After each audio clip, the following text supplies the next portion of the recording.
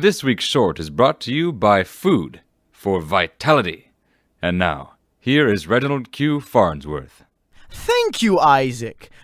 Tonight, I'd like to tell you all a short story I've been working on called The Boy and the Blender. It all starts in a small, faraway village where a young boy named Delbert lived. He was a happy-go-lucky child, but he had no toys to play with.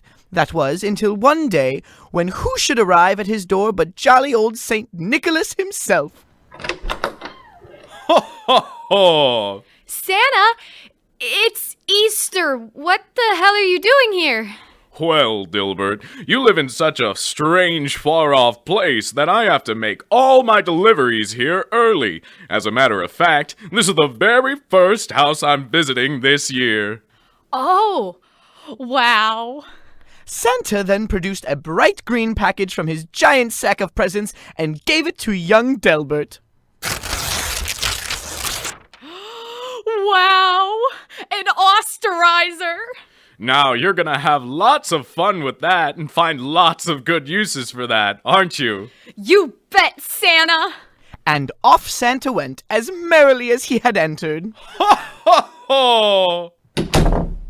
Just then, Delbert's best friend Calvin dropped by for a visit. Yo, Delbert, what up? Hey, Calvin, I just got this new toy from Santa. An osterizer. Whoa! Calvin admired the blender profusely. He then suggested that he and Delbert take a bath together. Let's take a bath together, I suggest. Okay, let's take my new toy in with us so we can play with it in the bath. Neat. So they took the osterizer with them into the bath. They plugged it in and turned it on and...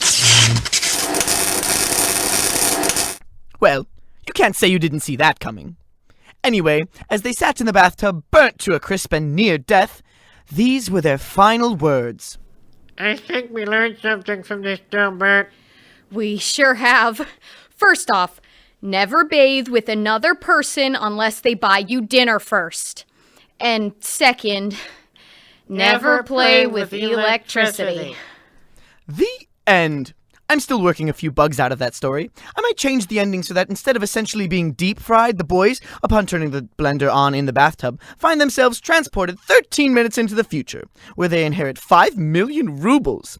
It doesn't make much sense considering the rest of the plot, and it disregards the moral entirely, but it is uplifting. Anyway, ta-ta for now.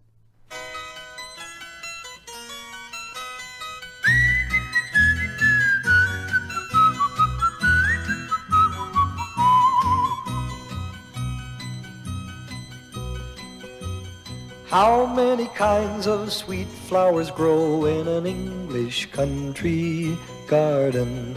I'll tell you now of some that I know, and those I miss you'll surely pardon.